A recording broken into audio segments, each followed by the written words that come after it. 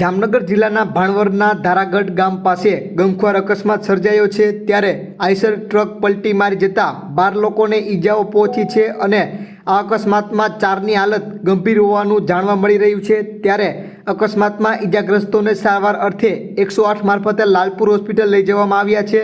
તેઓ લાલપુર તાલુકાના મેમાણા ગામથી ભાણવરના ભેકવડ ગામે જઈ રહ્યા હતા। લોકો ટ્રક પર સવાર થઈને સગાઈમાં જઈ રહ્યા હતા ત્યારે ડ્રાઈવર સ્ટીયરિંગ પરનો કાબુ ગુમાવતા ટ્રક પાલટી મરી ગઈ હતી અને અકસ્માતમાં એકનું મૃત્યુ થયું છે જ્યારે 2 લોકોને ગંભીર હાલતમાં સારવાર અર્થે જામનગરની હોસ્પિટલમાં ખસેડવામાં આવ્યા છે।